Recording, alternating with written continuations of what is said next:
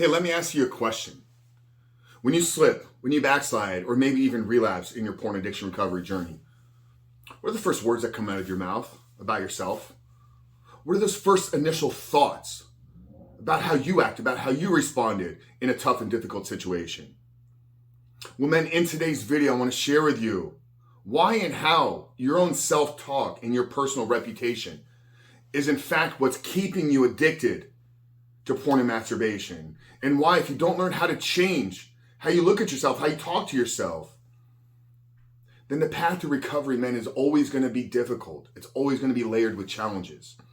So I'm going to share with you some of the ways that you can begin to change this self-talk. You begin to change your own personal reputation. Before we do that, guys, remind you who we are, what we do here. My name is Frank Chris, CEO, founder, and head coach at Rebuilt Recovery. And over the last 2 years, myself and my team here have helped over 2,500 men begin to live and experience what it means to live a porn-free life. And you want to find out how we've been doing that, then down there in that first pinned comment, I want you to check out the 7-step guide. It's an absolutely free ebook that we've put together that walks you through how to identify all the ways in which porn is negatively impacting your life, but then how to take an actual proactive plan to getting out of the depths of this addiction, rebooting, rewire your brain. But more importantly, what do you need to do to recruit accountability, to build the discipline, to build up the willpower and own self-belief within yourself to succeed at quitting porn for good, rebooting and rewiring your brain. So that's the 7-step guide to living life without porn. Like I said, I'm going to link it down there in the first pinned comment below. So after today's video, if you haven't done so yet, make sure to visit that page and download the book. But I wanted to talk to you today about your self-talk, about your self-reputation. And I think the quickest way for us to bring this conversation to surface is to think about the last time you made a mistake, the last time you slipped, the last time you potentially relapsed, or even just didn't do what you wanted to do in any area of your life. We don't have to talk specifically about pornography here. If you're running late for work, what's that inner dialogue?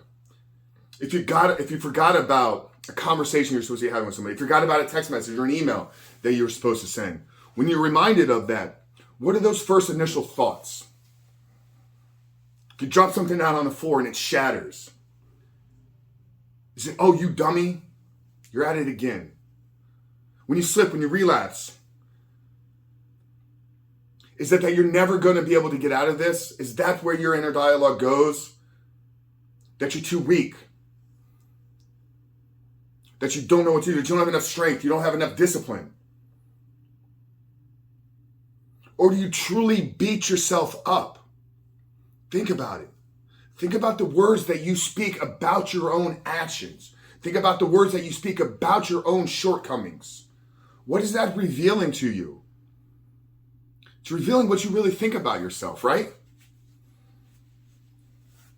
And if we don't see ourselves through a positive lens, if we don't see ourselves as somebody that maybe has some shortcomings but has the ability to change, then we're never going to be able to get out of what we're going through.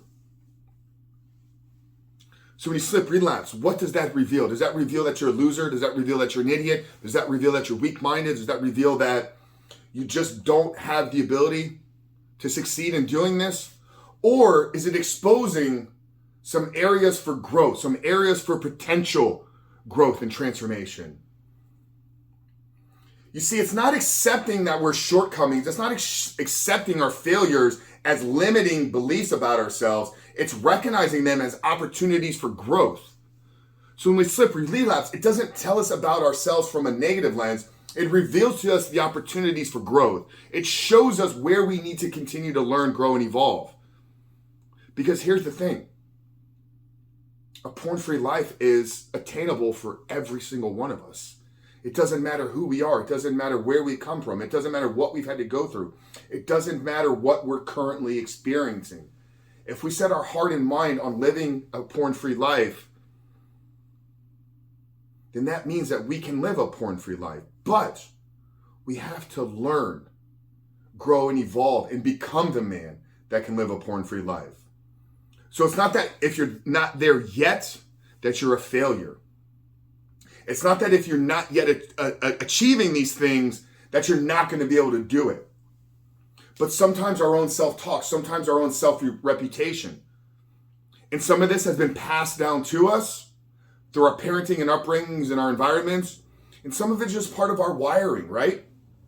So how do we begin to change our inner dialogue? How do we begin to change our own internal self-talk?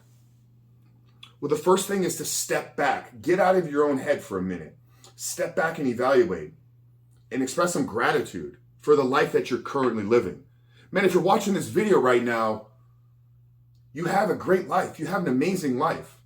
There are hundreds of millions of people living in the world right now that not only do they not have running internet, so they can't access videos on YouTube, but they don't have running water or they don't have running electricity. So if you're consuming this video right now, pause it for a moment and just express gratitude for the fact that you're living in a time and place where you have a smartphone, a laptop, a computer device that you can access free information to change your mind and change your life. Now, once you've expressed some gratitude, now the next step needs to be create some actionable wins for yourself. Sit down right now and think of where are you not taking action in your life that is contributing to your inner dialogue, that's contributing to your self-talk. Are you avoiding conversations? Are you avoiding getting in the gym because you know you're out of shape? Are you avoiding putting the cookie down because you know it's going to be difficult? Are you avoiding asking your boss for a raise? It doesn't matter, whatever it is, but audit your life and identify where you're not taking action.